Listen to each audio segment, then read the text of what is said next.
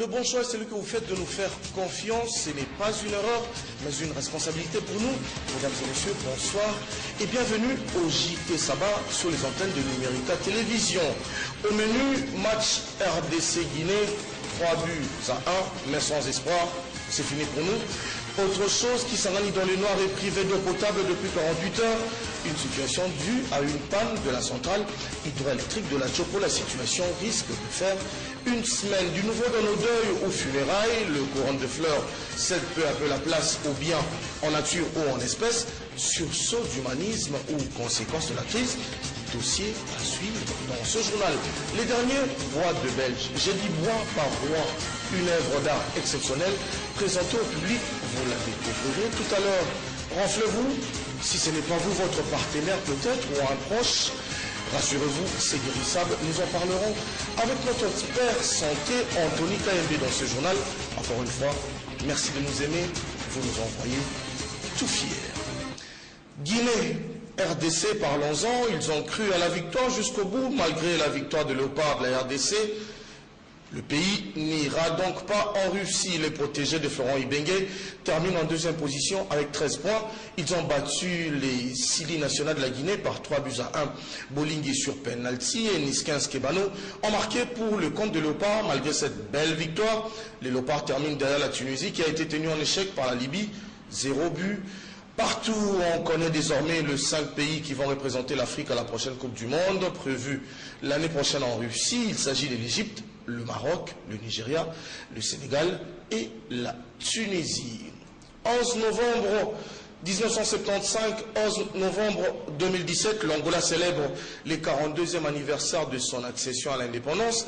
Si à Luanda et dans d'autres coins du pays voisins la fête s'est faite, à Kinshasa, l'ambassade du pays de Joao Manuel Gonçalves Lorenzo et d'Eduardo Santos a fêté, c'était à l'hôtel Béatrice à la commune de la Gombe. La conférence des Nations Unies sur les changements climatiques COP23 en est à son 5e jour aujourd'hui. Les assises de Bonn se tiennent sous les auspices d'une bonne et mauvaise nouvelle. La bonne, c'est que la NASA annonce que le trou dans la couche d'ozone s'est réduit sensiblement. Et la mauvaise, que 2017 sera l'année la plus chaude. C'est aussi la première COP du mandat de Donald Trump qui a annoncé le 1er juin son intention de retirer les États-Unis de l'accord de Paris. La COP23 réunit jusqu'au 17 novembre près de 19 000 participants. Dans la cité Réanne, la délégation congolaise est présente dans l'ancienne capitale d'Allemagne fédérale avec un dossier précis, l'évacuation et les traitements des déchets dans les villes, exposées sur la situation dans cette analyse du grand Mouin Mourou-Fel. La COP23 ou la Conférence des Nations Unies sur les changements climatiques aurait dû se tenir initialement aux îles Fidji. Mais des raisons logistiques ont rapidement mis en évidence la difficulté d'inviter plus de 2500 délégués dans ce minuscule archipel du Pacifique. D'où sa délocalisation dans l'ancienne capitale de l'Allemagne fédérale. Néanmoins, la conférence des 10 jours est présidée par le Premier ministre fidjien, dont le petit archipel figure sur la liste d'États insulaires menacés de disparition par la montée des eaux des océans. Parvenir à contenir l'augmentation du réchauffement de la température ambiante à 2%, tel qu'arrêté lors de la COP 21 de Paris, sera l'enjeu majeur des discussions. La République démocratique du Congo est bel et bien représentée à Bonn, quoique son cahier de charges n'ait pas été formellement dévoilé. Cependant, la question de la gestion des déchets ménagers dans les villes et leur valorisation comme matière première industrielle sera à l'ordre du jour de la communication des délégués congolais. L'accumulation des ordures dans les grandes métropoles est génératrice de gaz à effet de serre sur une grande échelle. La ville de Kinshasa génère à elle seule plus de 10 000 tonnes d'ordures ménagères mensuellement.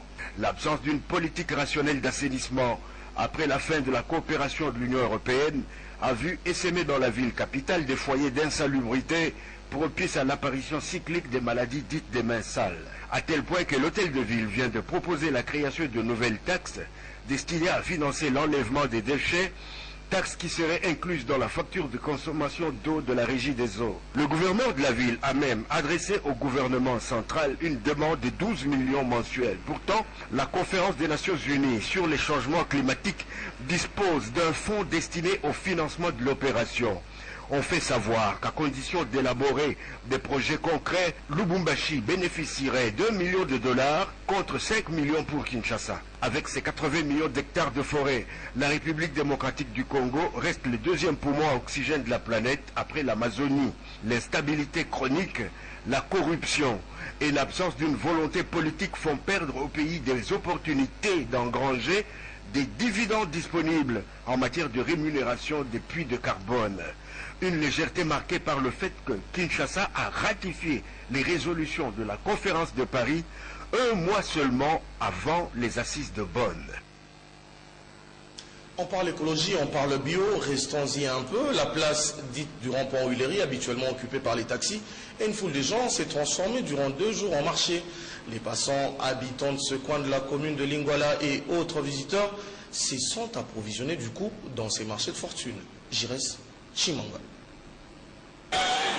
Dans ces marchés de circonstances installés au rond-point Huilery, on pouvait y trouver légumes, épices de tout genre, mais aussi de la volaille. Particularité, production locale. On a les tomates, on a les aubergines, on a les poivrons, on a les concombres, on a les légumes. Dans les légumes, on a les amarants, l'épinard, l'oseille et les bilolos.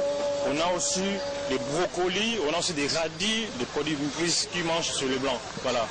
On a des carottes, on a des ciboulettes, des piments. En bateau, c'est parce que d'abord, quand on a un chou, il y a un propre.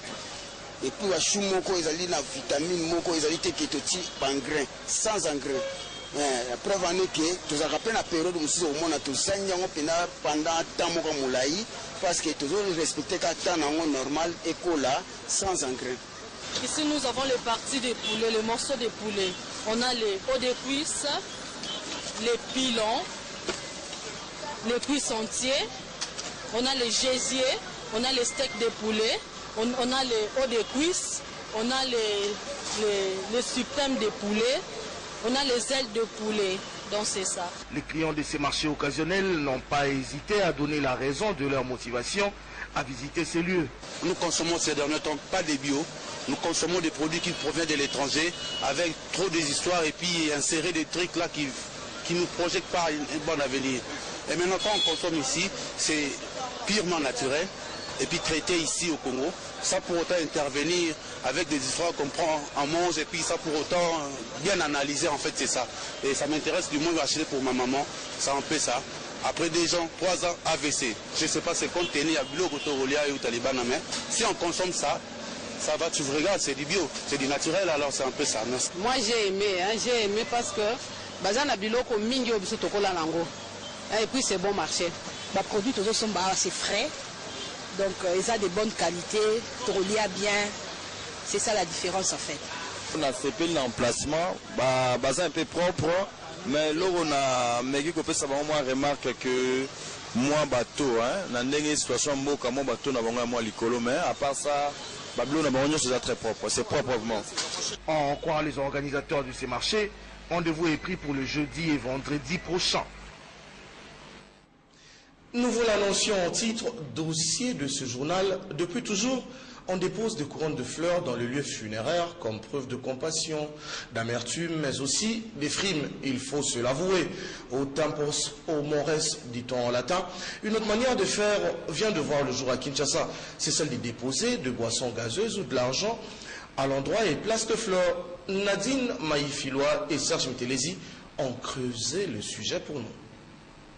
L'on assiste ces jours à un phénomène nouveau qui prend de l'ampleur dans les lieux de deuil à Kinshasa. Ces phénomènes consistent au dépôt de certains biens en nature, tout comme en espèces, en lieu et place habituelle des couronnes des fleurs. Pourquoi ces changements dans le mœurs? À qui cela est-il dû? À un lieu de deuil, la question ont été posées.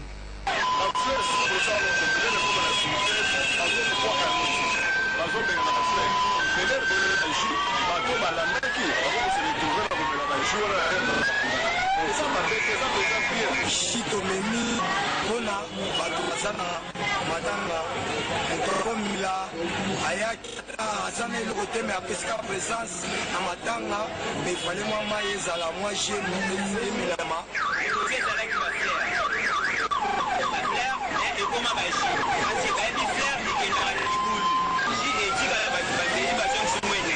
Venir en aide aux familles éprouvées ne consiste pas seulement au dépôt des gerbes de fleurs qui seront jetées plus tard, mais apporter un mets, argent, boisson sont des gestes qui témoignent à suffisance que l'on partage les mêmes sentiments.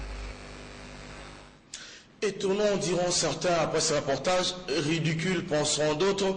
Pourtant, cette pratique est appuyée par une certaine opinion.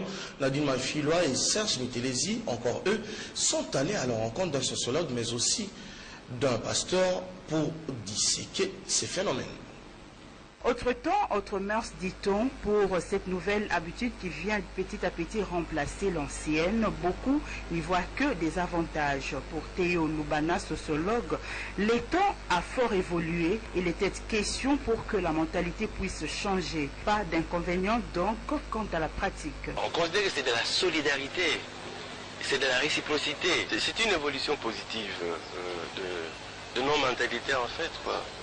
Parce qu'imaginez qu'il y a quelques années, par exemple, il y avait ce système où les gens allaient à une manifestation de deuil, se servir correctement et repartir sur la pointe de pied. Mais maintenant que les gens commencent à s'associer comme ça, mais je dois considérer comme des actes de solidarité. Hein. Et ça prouve que notre société évolue, elle n'est pas statique. C'est une évolution nette de notre... C'est une transformation sociale même, comme on peut dire. C'est une évolution nette de notre société. Et donc, ça signifie que nous avons des valeurs positives quand même qui sont là. De l'autre côté, Jean-Baptiste Soumbela, pasteur de son État, encourage également cette pratique qui, selon lui, constitue un retour aux sources. Non, mais je crois que c'est un retour à nos traditions.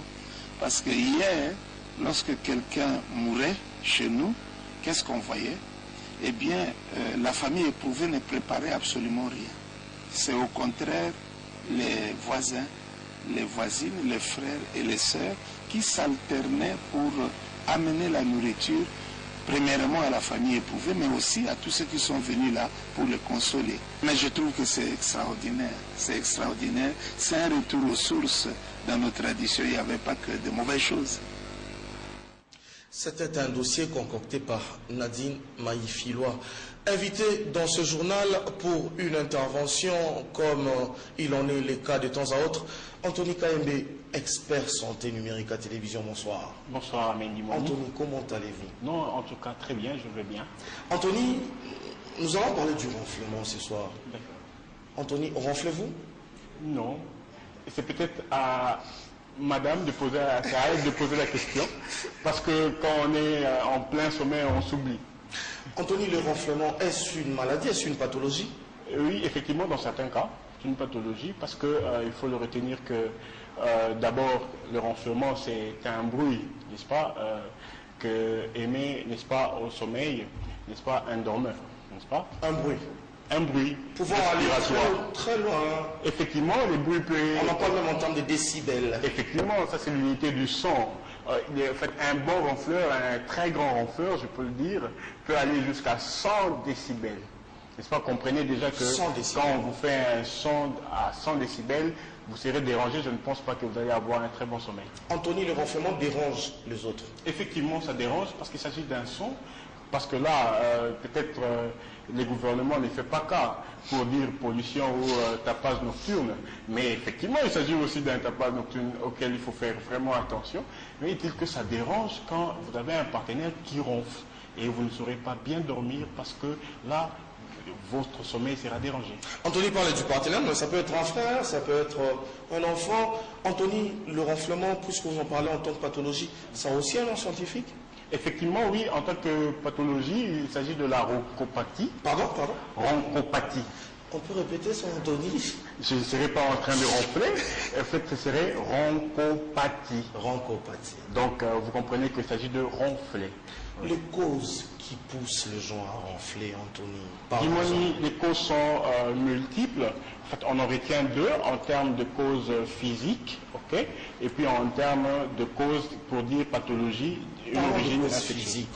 En termes de causes physiques, on en cite quelques-unes, telles que par exemple le surpoids. Il est remarqué quand on a un poids élevé. Quand on est gras ou on est peut-être grasse à ces moments-là. Un peu comme moi. Oui, je ne pense pas que vous ronflez. Effectivement, quand on a un poids élevé, on ronfle, n'est-ce pas? Et puis, il faut aussi les retenir. À part le poids, il y a aussi la position la position qu'on occupe quand on dort. C'est un élément aussi à tenir compte. Anthony, juste en passant, comment devons-nous dormir? Sur le côté? Bon, il est toujours conseillé de dormir en prenant la position, en fait, du côté gauche. Pour des raisons aussi physiologiques, effectivement, c'est pour en même temps libérer la voie respiratoire, de sorte que vous ne puissiez pas l'encombrer, de sorte que vous n'arrivez pas à ronfler. Donc du côté gauche, pour des raisons physiologiques, trouvez un oreiller assez confortable et posez votre tête dessus. Bon, Anthony, évidemment, la position du sommeil, on en parlera un autre jour. Rentrons dans le ronflement, Anthony. Vous avez parlé de quoi? Vous avez parlé du poids. Effectivement. Il y a l'alcool, il y a le tabagisme aussi qui joue un rôle très important quand surtout chez les ronfleurs. Pourquoi? Parce que là, ça fait partie de l'hygiène de vie. Pointer du doigt en disant chez les ronfleurs. Je ne pense pas que Dimoni est un grand buveur, même pas un fumeur. Mais est-il que si vous le faites, je ne pense pas que vous ronflez. Mais est-il que ça fait partie des causes, n'est-ce pas, qui induit, n'est-ce pas, le ronflement pendant le sommeil. Le lien, Anthony, l'alcool, le tabac et le sommeil. Oui, effectivement, vous n'allez peut-être pas avoir un lien direct, mais est-il que, par exemple, le tabac, parce qu'avec le goudron qui est inclus dans le tabac, ça amène toujours à des pathologies et des conséquences aussi respiratoires. Ce qui fait que chez ces personnes-là, par moment, ils ont difficile à bien respirer pendant le sommeil et ça entraîne au ronflement. Voilà. Anthony, on a parlé alcool, on a parlé tabac, c'est vrai, mais est-ce que notre façon de manger ou quand est-ce que nous mangeons influe aussi dans le ronflement? Effectivement, quand tu parles aussi de l'alcool, en fait, le temps de manger aussi influe. Parce que quand vous allez au lit bien rempli, n'est-ce pas, vous allez tout de suite, avant le sommeil, avant d'aller au lit, vous mangez, ça peut aussi déranger votre sommeil parce qu'à ce moment-là, vous allez avoir du mal à bien respirer, effectivement, vous allez ronfler. Donc, il est toujours conseillé, par rapport à cette question-là, de ne pas manger tout de suite avant d'aller au lit. Donc, mangez quelques heures un peu plus tôt avant de monter au lit. Sinon, quand vous allez au lit très bien rempli, vous n'allez pas avoir une très bonne respiration et vous allez déranger votre partenaire. Anthony, qui ronfle? L'homme, la femme aussi? Tout de suite, je pourrais dire que c'est la femme. Hein. Vous comprenez que la femme... Ah bon? La femme? Oui, effectivement, parce que... La femme ronflera un peu plus que l'homme? Ça c'est en tout cas mon avis, parce que pourquoi les femmes ces derniers temps sont en train de gagner un peu de poids, et comprenez que plus on a le poids, plus on peut déranger son partenaire. Et dis-moi, il faut retenir, quand vous avez un partenaire qui ronfle à votre côté, ça ne suffit pas de les gifler. Hein. Ça, il faut qu'on le retienne. Que faut-il faire? La solution est très simple. Vous avez un enfant, vous avez votre partenaire qui ronfle, et pendant le sommeil, pendant que vous partagez votre sommeil, je préviens, ça ne sert à rien de le gifler, moins encore d'utiliser du sel comme les piments, comme pour certains. Il serait mieux carrément de changer la position de la tête de votre partenaire. Bouger la tête ou changer sa position. On bouge la tête, Anthony, et puis se répartit encore, on fait quoi? Oui, effectivement. Je me rappelle une fois quand je suivais lui des finesses, qui avait l'habitude de siffler quand il était à côté d'un ronfleur. Ça ne marche pas, le sifflet? Si, ça ronfle, ça change le rythme de la respiration, parce que ça fait quand même du bien d'écouter un son agréable. Le rythme de la respiration, mais est-il que... Comment faut-il bien siffler? Oui, la meilleure façon de le faire, c'est de changer carrément la position de votre partenaire, de la tête, pour que la respiration soit normale et pour que vous n'ayez pas ces problèmes de ronflement. Anthony, enfin, le ronflement est guérissable. Oui, par rapport aux causes, parce que nous avons parlé des causes physiques, il y a aussi ce qu'on appelle des maladies qui peuvent accompagner le ronflement, telles que quand on est on fait une allergie. Je donne un exemple d'une rhinite allergique, par exemple. Vous avez les nez bouchés, vous avez les enfants qui ont les nez bouchés. Effectivement, ils vont chercher un autre moyen pour respirer en ouvrant la bouche. Et plus ils ouvrent la bouche, plus ils vont aussi facilement ronfler. Et à ce moment-là, il faut soigner la cause, il faut soigner cette rhinite allergique pour finalement dégager les voies respiratoires, décongestionner les voies respiratoires pour que la personne respire normalement et ne ronfle pas. C'était Anthony Kayembe, notre expert santé, avec le même plaisir et toujours enrichissant de vous recevoir. Anthony, à très bientôt. Merci beaucoup, Diwani. Poursuivons ce journal politique. Parlons-en un peu, on ne peut finalement pas s'en passer. Même lorsqu'on n'en a pas forcément envie, sachez que près de 2 mois après l'ouverture de la session budgétaire, le gouvernement Bruno Tshibala n'a pas encore déposé son projet de budget pour l'exercice 2018 au Parlement. Et pourtant, la session budgétaire est ouverte depuis le 15 septembre dernier. Eh bien, le député Henri Thomas Lokondo en a fait son chou gras. L'élu de Mbandaka a dénoncé à la plénière du vendredi la violation de la Constitution. Il rappelle que si le gouvernement Tshibala ne dépose pas son projet d'ici le 3 novembre, il sera déclaré démissionnaire conformément à la loi mère. Henri Thomas Lokondo a sollicité pour cela l'interpellation du Premier ministre, demande approuvée à l'unanimité par l'Assemblée nationale. Les rassemblements El Kassavoubou s'est réjoui de la publication du calendrier électoral qu'il juge réaliste. Quoi de plus normal d'ailleurs. Il demande à la classe politique et à la population de s'approprier et de soutenir le processus électoral jusqu'à la tenue de tous les scrutins. Les RASOP El Kassavoubou demandent à la communauté internationale d'apporter son appui technique et financier. Le cadre de cette plateforme lundi, vendredi, c'était au siège du FONUS sur l'avenue Enseignement. Nous sommes là dans la commune de Kassavoubou. Des déclarations se sont multipliées depuis la publication du calendrier électoral. La dernière en date, c'est celle du rassemblement El Kassavoubou. Pour cette plateforme de l'opposition, le calendrier électoral tel que publié par la CENI est adéquat. Les élections auront lieu le 23 décembre 2018. Donc je ne suis pas là pour amuser la galerie. Nous ne sommes pas là pour nous distraire, nous sommes là pour travailler, conscientiser la population. Donc je crois que là, vous avez vu que le calendrier est consensuel et applicable à tous. Donc je crois que les déclarations des uns des autres, nous, on n'est pas là. Donc on est là pour aller aux élections. Donc là, c'est le cap sur les élections. Olenga Koy Joseph, président du Conseil national des suivis de l'accord, appelle à la tenue urgente d'une tripartite CENI-SENSA gouvernement pour se pencher sur les contraintes relevées par la CENI. Pour l'après-31 décembre 2017, le RASOP El Kassavoubou réfute l'idée d'une transition sans Joseph Kabila. Le chef du gouvernement Bruno Tshibala a participé à cette rencontre en l'absence quasi remarquable du membre de son gouvernement. Calendrier électoral, l'heure n'est plus aux manipulations, mais plutôt à affûter les armes pour les prochaines élections. C'est ce qu'on pense à l'éveil de la conscience pour le travail et le développement. Et c'était en sigle, et on juge le calendrier électoral publié par la CENI, très consensuel. Anita Kangoudia et Doudou Kassouba. Depuis la publication du calendrier électoral dimanche dernier, les avis fusent de partout selon les camps auxquels on appartient. À l'ECT, l'on pense qu'il était impérieux de publier ce calendrier. C'est une bonne chose pour nous que la CENI ait fixé ce calendrier tant attendu par toute la population, par la communauté internationale, par nous les politiques. N'oubliez pas que nous sommes en train de concourir pour entrer dans l'hémicycle, donc c'est tout à fait une bonne nouvelle pour nous. Vu la composition de la CENI, pour Jesse John Numbi, il y a eu consensus en ce qui concerne le calendrier électoral. La CENI est composée de la société civile, de la majorité et de l'opposition. Il faudrait que le peuple comprenne.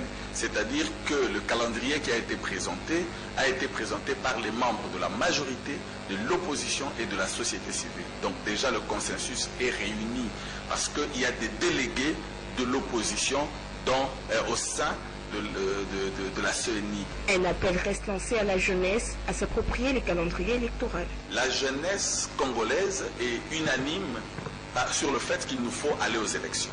Alors, le temps que l'on nous a donné, nous pouvons juger, peut-être les uns pensent qu'on devait le faire 2 mois avant ou 2 mois après. Je pense que ce n'est pas ça le plus important. Le plus important, c'est que nous puissions nous approprier ce calendrier, suivre pour qu'il n'y ait pas de dérapage.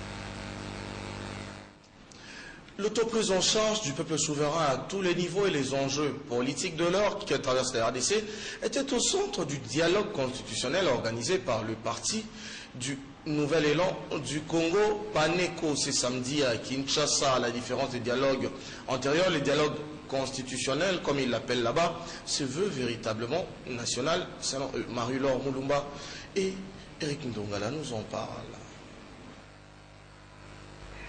Dès l'opportunité de la révision constitutionnelle, des dispositions faibles, ambiguës, conflictuelles, sources de conflits et de tensions de tout genre, de la forme de l'État, du régime politique, de mode de scrutin, de la limitation du mandat présidentiel, de l'effectif de députés nationaux, de députés provinciaux et sénateurs, sont là les grandes lignes au cœur de cette conférence. Nous avons besoin de refondre notre constitution. Bien que le calendrier électoral ait été publié, ça n'a rien à voir avec le dialogue constitutionnel. Il n'est pas interdit aux hommes et aux femmes de ce pays de réfléchir sur la bonne marche de la République. Raison pour laquelle le PANECO en appelle à toute la classe politique, aux confessions religieuses, à la société civile, à toute la jeunesse en général, qui constitue la majorité de la population congolaise, d'accompagner la démarche du dialogue constitutionnel qui va résoudre la crise de notre pays. C'est une situation qui est décriée par les Congolais de l'étranger parce que nous avons raté de nombreux défis, de nombreux rendez-vous historiques qui auraient permis au Congo de s'imposer, ne serait-ce que par le fait d'avoir des transnationaux congolais qui peuvent agir en faveur du Congo dans les pays d'accueil.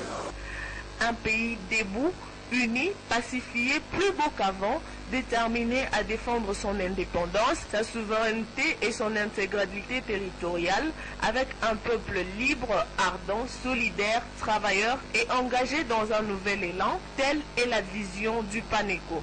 Nous comptons également descendre dans différentes communes à Kinshasa et à travers la République pour que parmi les sociales que le parti a budgétisé, que nous puissions également prêter main forte à la vieillesse qui sont dans des hospices de vieillards pour que nous puissions bien entendu être en union avec eux et pour l'avenir du Congo.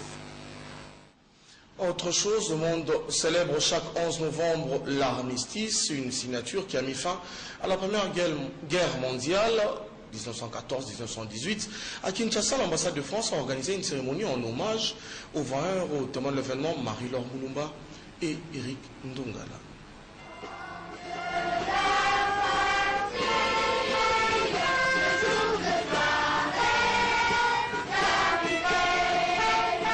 L'armistice de novembre 1918, c'est cette signature marquant la fin de la Première Guerre mondiale, celle de 14-18, consacrant la victoire des Alliés face à l'Allemagne. Signé à 5h15, c'est à partir de 11h que le cessez-le-feu est devenu effectif en France. Et ce grand jour, les Français tiennent à le garder vivant dans la mémoire collective. C'est évidemment un moment, j'allais dire, fédérateur. C'est un moment de communion dans la mémoire, dans le souvenir.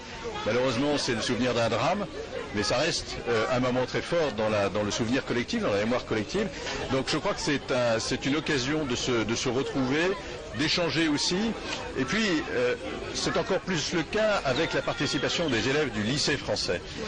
Vous avez vu la manière dont ils ont admirablement exécuté, et quand je dis exécuté, c'est au sens positif du terme, la Marseillaise, longuement, avec cœur, avec adhésion complète, et on peut être heureux de voir que les nouvelles générations, enfin les futures nouvelles générations, je veux dire qu'il n'y a pas que des vieux combattants qui sont là, mais également des générations intermédiaires et les toutes jeunes générations avec les enfants du lycée. Souvenir d'une période sombre qui aurait fait plus de 18,6 millions de morts, d'invalides et de mutilés, dont 8 millions de civils. Nous, c'est un moment très important pour le Canada puisqu'on a beaucoup contribué à ces conflits. C'est un moment aussi pour se souvenir de tous les soldats, toutes les personnes, les citoyens qui sont morts durant ces grands conflits armés et de se rappeler que la paix est toujours préférable à des affrontements violents et on souhaite vraiment qu'on puisse se diriger vers une situation où on peut éviter les conflits violents. Un peuple sans histoire est un peuple mort, dit-on, d'où l'importance que la République française, après près de 100 ans encore, accorde à cette page de son identité dans de la postérité. Je viens de lire une citation du bataillon de la Première Guerre mondiale du 11 novembre. Donc le 11 novembre, ça signifie l'armistice de la Grande Guerre, la Première Guerre mondiale, 14-18. Qu'est-ce que tu ressens après avoir de l'émotion, c'est quand même incroyable, hein, parce qu'il y a eu beaucoup de morts et beaucoup de victimes et ça a traumatisé l'Europe. Pour lier l'utile à l'agréable, c'est autour d'un verre et un repas que s'est clôturée cette cérémonie. Les derniers bois de Belge, c'est l'intitulé de l'œuvre artistique de Hassan Chamala, sculpteur congolais, dont la cérémonie de vernissage a eu lieu vendredi soir à Kinshasa. Trêve de parole, découvrons plutôt ce qu'a été l'ambiance. Le dernier bois de Belge, plus qu'une œuvre, est une remise en cause, un devoir de mémoire, un rendez-vous entre le passé, le présent et l'avenir du Congolais en tant que citoyen et son pays, mais aussi citoyen du monde. Les derniers bois de Belge parce que, si vous regardez dans la capitale, il y a combien de bâtisses coloniaux belges? Nous avons Forescom, nous avons Onatra, nous avons l'église protestante. Et aujourd'hui, les bâtisses belges disparaissent. Nous, on n'a pas vécu ça. Et les bois ont disparu. Ce sont des bois qui se sont retrouvés le long des avenues de la capitale. Et ça fait qu'aujourd'hui, on ne peut plus parler de cette histoire parce que il n'y en a plus. On a agrandi les routes, on a déboisé la capitale, on n'a pas replanté. Et moi, je pense que je n'ai fait qu'immortaliser cette matière qui était vouée à la disparition. La suite, je dirais, ça sera tout d'abord le repos du guerrier. Le repos du guerrier, cela veut dire que je dois observer, apprécier ce que le public va me donner et après je dirais comment je peux encore affronter, peut-être ça sera une autre matière que je vais découvrir. Du 11 novembre au 11 décembre à l'espace Texaf Bilembo, c'est le temps de ce mois que durera cette exposition dont le premier visiteur n'ont pas caché leur émoi. Mais normalement, on va se sentir vraiment qui tourne ma casse. La grande exposition, c'est pour la première fois à Texas Bilembo. Malgré l'exposition à Sala mais le salingasco plaisir pour la première fois d'expliquer l'œuvre, ça me fait vraiment plaisir. Rendons-nous dans la province de la Chopo, plus précisément dans son chef-lieu, la ville de Kisangani. La population est sans électricité et sans eau depuis 2 jours. Les installations électromécaniques de la centrale sous l'eau sont actuellement en panne et hors d'usage. Cela ne permet pas non plus la distribution d'eau courante dans la ville. Une marée humaine, hommes, femmes, enfants, est observée au bord du fleuve Congo comme à la rivière Chopo pour s'approvisionner en eau. Cette situation pourra prendre plus d'une semaine, on croit les experts de la SNEL. En attendant, des dispositions sont en train d'être envisagées pour trouver un générateur d'une puissance d'au moins 350 kVA pour alimenter la régie des eaux en vue de fournir de l'eau courante à la population. Nous avons joint Étienne Massanga, rapporteur de l'Assemblée provinciale de la Chopo. Il est au micro de Félix Ilonga pour nous en parler. Quelle est la cause de cette panne? Au niveau de notre barrage, la barrage n'a plus la possibilité de produire de l'énergie puisque, il y a d'abord l'augmentation du niveau d'eau qui ne permet pas que nos turbines puissent bien tourner. Et aussi la quantité qui a toujours desservi la ville, tellement elle a toujours été trop insuffisante par rapport aux besoins de la population et par cela s'agit de situation ici. En tout cas, ce sont les raisons principales.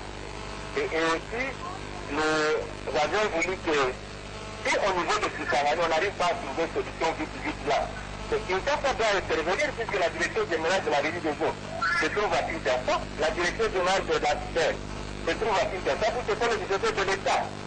Où on doit trouver une solution le plus tôt possible. Quel est notre souhait? Il y a un risque que la population soit livrée à la consommation d'eau de rivière, comme la régie des eaux sera en difficulté de desservir la population en eau potable. Est-ce qu'il y a des dispositions palliatives qui ont été prises? Oui, monsieur le journaliste, c'est pas notre crainte. Notre crainte, c'est que la population est vouée maintenant à consommer une eau impropre. À tel point que, jusqu'à présent, sauf avis contraire ou bien une disposition à laquelle je ne suis pas informé, rien n'est encore pris comme solution palliative à cela, puisque jusqu'à présent la coupure en électricité continue. Et la régie des eaux avait demandé à ce qu'on puisse leur donner un groupe. Et jusque-là, il y a encore les problèmes de carburant qui se posent. Alors, voilà, c'est par cette nouvelle de Kisangani que nous clôturons ce journal. Après nous, consolation avec Trésor Baka, et vous nous visitez sur notre page Facebook Numérica TV officielle. Vous nous suivez sur YouTube. Merci à vous et à très bientôt pour le prochain sabbat.